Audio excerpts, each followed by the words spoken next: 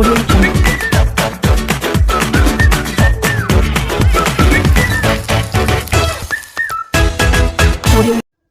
عليكم ورحمة الله وبركاته. النهاردة هنعمل بقى فتة الفراخ بصوص الزبادي وصوص الدقوس، هتعجبكم جدا ان شاء الله. يا ريت لو الفيديو عجبكم تدعموني باللايك والشير وتشتركوا في قناتي مطبخ ميمي. معايا طاسة هنا على النار، هحط فيها كده حبة زيت صغيرين، وهحمر العيش الشامي بالشكل اللي انتوا شايفينه دوت.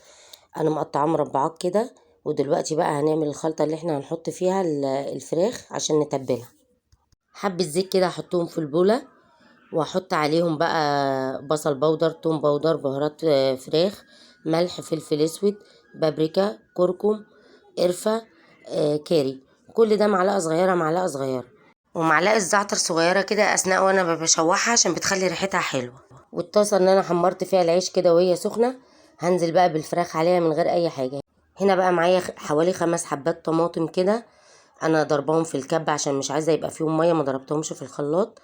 هنزل بجزء منهم على الفراخ كده بالشكل ده، واسيبها تتسبك شويه. وبعدين انا مقطعه هنا فلفل رومي، معايا قرنين فلفل رومي وعليهم قرن فلفل حراق، هنزل برضو بحبه منهم وهوطي عليهم النار واسيبهم يستووا. دلوقتي بقى هنحضر صوص الدقوس.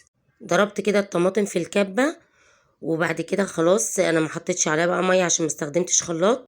وهنزل عليها بالتوابل، ملح، كمون، كزبره ناشفه، كل حاجه معلقه، ومعلقه توم مهروس. بس كده، وهضربهم بقى في الكبه، هخليهم ناعمين خالص. وانا مقطعه عودين كزبره خضره كده، بس مش هحطهم دلوقتي، بحطهم قبل التقديم عشان ما تتبلش جوه الخلطه دي. بس كده، هي كده خلصت معانا. فاضل لها بس الكزبره هضيفها في الاخر. دي بقى صوص الزبادي. هنا معايا كوبايه زبادي ومعلقتين كبار طحينه، هقلبهم كويس وهنزل عليهم بالتوابل، ملح، فلفل اسود، كمون، شطه. الشطه حبه صغيرين بس. وهنزل عليهم كده بليمونه هعصرها كويس، ومعلقه خل. وبعد كده هضيف معلقه توم صغيره، وهقلبها بقى كويس كده لحد ما تبقى معايا كريمي. وكده خلاص هي هتبقى جاهزه. دلوقتي بقى انا هضيف الكزبره لصوص الدقوس. ودلوقتي بقى هنعمل الرز مع بعض. انا هنا معايا حله على النار، هضيف عليها حبه زيت، وهنزل بالبصله بتاعتي لما الزيت يسخن، وهقلبه كويس كده. واول ما تصفر شويه هنزل عليها بمعلقه توم وهقلبها. وبعدين هنزل عليها بقى بالتوابل، ملح، فلفل اسود، كركم، كاري، كام عود قرنفل كده، وبهارات فراخ. هنا بقى هقلبها كده. قبل ما تصفر البصله بقى هكون غاسله الرز كده، وهنزل عليها واقلبه كويس فيها. وبعد كده معايا ميه مغليه. بعد ما الرز يخروش كده في الحله، هنزل بالميه المغليه، اغطي الرز وهسيبه بقى يستوي.